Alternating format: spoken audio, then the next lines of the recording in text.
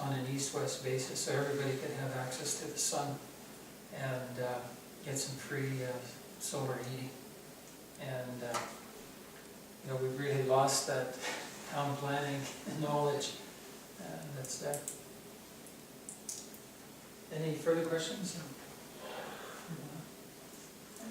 Yes? I thought I'd play devil's advocate a bit, but Sure, yeah. have you heard of the concept of concrete fatigue? Concrete fatigue. Yeah. I guess it's controversial, but from different studies or whatnot, if you look in Europe, they find that standing on concrete for large amounts of time is fatiguing for various reasons, apparently. Like, for instance, in Germany, there's laws saying that you can't make your workers stand on concrete floors for more than like an hour or 2 hours at a time without taking a break. And so to get around that, they section off parts with cork flooring or other things. Have you heard of anything like that? No? I've never heard that expression, concrete fatigue, but I think it's true that if you're standing, you know, continuously on a really hard surface, it's probably a little harder on your body than... Well, I believe it has more to do with the chemistry of, say, Portland cement. Maybe different theories are that it's trying to take electrons or perhaps water. No? I haven't heard that, that's No, awesome. I've not heard that. Well, if you look most it of the up, homes in the world. it's mostly a European thing, because obviously Okay. we like our concrete here in North America, something like that would be hogwash, right? So, But if you stand in a trade show for 3 days, you sure know you can feel it, that's So for sure. you'll notice that there's some people who have home workshops that will decide to put wood flooring in instead of concrete for that same reason. There's a lot of factories in Canada as well. I mean, we worked in a factory in the early 90s, and you know, they gave you these spongy mats to stand on, if you're standing. But in a home, I was just like that. I thought about this too, because some people brought this up with me. Go home tonight, and over the next 5 days, tell me how long you're staying in your house. true. How long you're just staying there. Yeah, that's... Unless you're in the kitchen, okay? Which, yeah, my wife loves to bake, so I know that she does stand. Yeah. Do yourself, I mean, measure the time, you know, have a stopwatch, go, okay, I get out of bed, I'm standing up, you know, the washroom, whatever, you sit down to eat. I suppose, but I'm still in contact. Oh, absolutely. Floor. Right, it Yeah. says that. And maybe it's so low to the ground. Yeah. That's kidding. Right. Well, I certainly wouldn't It's worth use that as as not to use concrete, because most people in the world live in houses that have concrete or, you know, hard surfaces. Portland, specifically, with that chemistry, I believe. There's other types of concretes, but that's for now. It's actually Interesting. Any further questions? Ron, Yes. when this house is on the site and you've got your walkout basement, how are you going to be shading the windows on the lower level? Same thing, shutters. We've only got the one, if you've seen it on the internet, you probably have, we've got the one door on the west side as well, because the patio door has to look towards the river and the walkout, of course.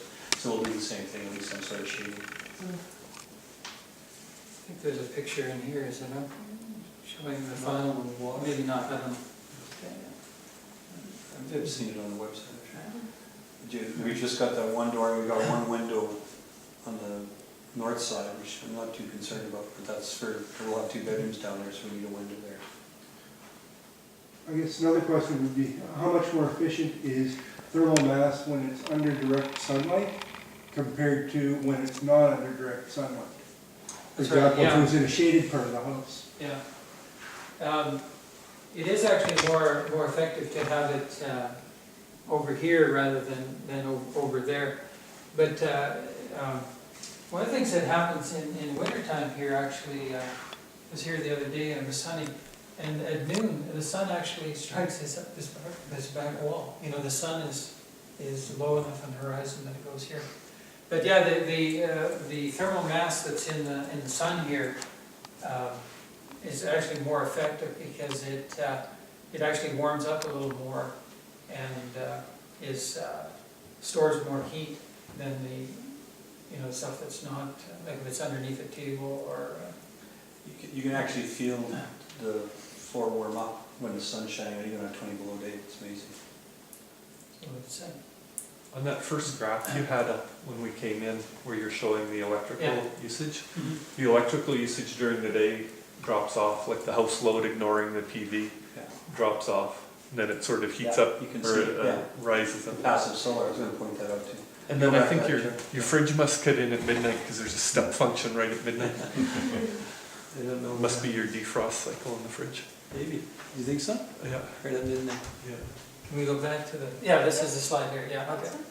So that's the slide here. This is starting at midnight on the 2nd of January here. And we ran along here, this was around 6 or 7 kilowatts.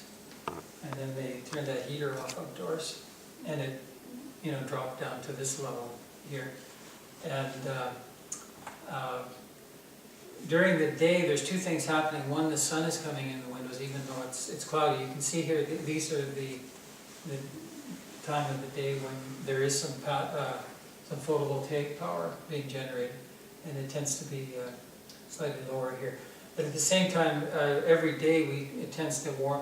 The sun actually warms up the outside a little bit as well, and so it's dropping a bit here. And you were trying to point out something, Brent, here? I think that first sort of tall spike is at midnight. You can see it on the Google graph a lot better. Here? No, the next one, to your right, Here? at the end of the day at midnight. Oh, the end of the day, here. Yeah. Oh, okay, yeah. I think right at midnight, well, there's a step function, and I'm guessing it's the defrost function on the fridge cuts in at midnight. If it has a Perhaps, clock, yeah, that might be. if it has a clock on that fridge, I'd bet on it that it. Does it? I think so. Yeah. But then during the following day, again, you can see the green line is the Mhm. heating load of the building, and it drops all day, and then once the sun is gone, it Yeah. Comes up. Catherine, could you pull up that, the TED? Yeah. It's right behind, I guess. Can we just click on that and will that, yeah.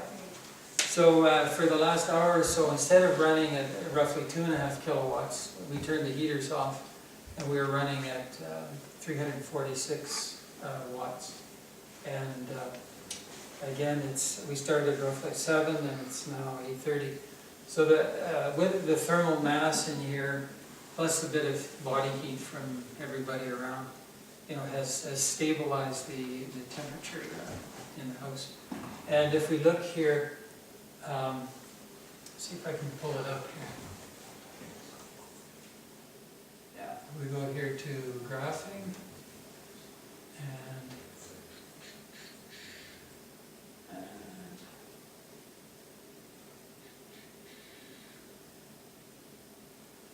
I'm not a Mac person. I want to get into here and change something on one of these tabs. Is it down here? Is this? Yeah, okay, that's right. Yeah. So we want the hour history, and we'll just go here starting today. Today is the 4th. Yeah. So you can see here during the last hour here, we were running, I don't know, 2.5, 2 3/4 kilowatts, and then when we turned the heaters down, we went to this here.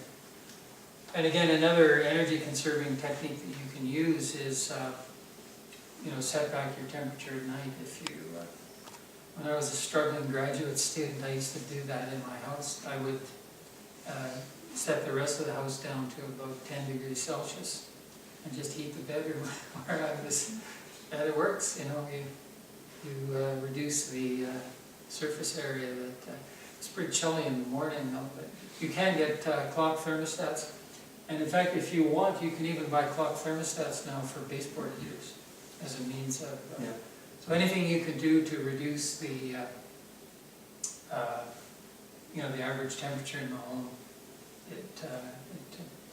And a rough rule of thumb, every 1 degree Celsius that you can lower the temperature in the house, you can save about 5% on your annual heating bill.